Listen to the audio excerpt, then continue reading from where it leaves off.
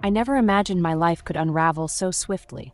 But here I am, staring at the desolate walls of my apartment, engulfed by a suffocating mix of regret and isolation that wraps around me like a heavy blanket. Kurtis spent countless hours at his father's bedside, who was slowly succumbing to a cruel illness, while I felt like a mere ghost haunting the home we once filled with laughter, a constant reminder of the love we used to share.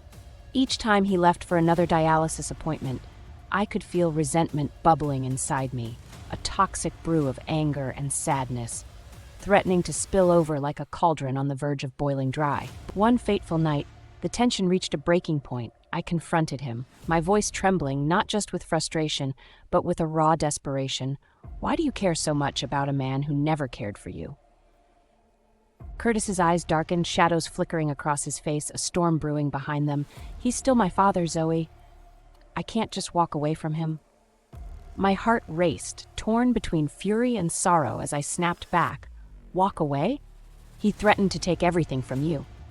You're wasting your life on someone who wouldn't lift a finger for you." In that moment, I saw the hurt flash across his features, a painful reminder of the emotional wounds I had inflicted, and for the first time, I understood how deeply I had pierced his heart. But my pride, that stubborn beast, wouldn't let me relent, and our argument spiraled into a twisted game of emotional warfare, each word a dagger aimed at the other's vulnerabilities. I began to isolate myself further, filling my days with mindless distractions, night after night spent alone in my room, wrestling with the haunting thought that this could be the tragic end of our love story. Eventually, I reached my breaking point. The weight of my frustration felt insurmountable, leading me to make the reckless choice to file for divorce, convinced it was the only way to reclaim my life. In a moment of desperation, I even relinquished custody of our children, thinking that perhaps the emptiness would clear my mind, giving me a fresh start away from the relentless pain. But then the phone call hit me like a punch to the gut. Kurtis's father had passed away, leaving him an unimaginable fortune, a cruel twist of fate that turned everything upside down. Suddenly, everything shifted. Guilt clawed at me relentlessly as I realized what I had lost. Not just a marriage, but a family steeped in love and shared history that I had so carelessly tossed aside. I reached out to Kurtis, a desperate plea spilling from my lips. "Kurtis, I still love you. I've missed our kids so much." My voice trembled with sincerity, but I could feel the walls closing in around me. His response was like ice slicing through my heart, sharp and bitter. "You don't love me, Zoey.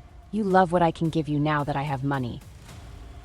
Tears stung my eyes, my heart pounding as he continued. "You walked away when I needed you the most. Don't pretend you care now." Watching him embrace his father's legacy, surrounded by the children I once took for granted, was like a knife twisting deeper into my gut, a haunting reminder of every choice I had made that led me here. Kurtis was planning a lavish vacation with the kids, and all I could do was picture their laughter echoing in my mind, a sweet sound I had once relished but now feared would become a distant memory.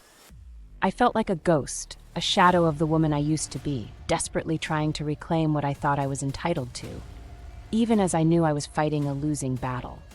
The more I clawed for my children, the more I realized I was losing my integrity. What kind of mother walks away and then demands to be welcomed back with open arms? This harrowing experience has taught me a brutal lesson about love and loyalty.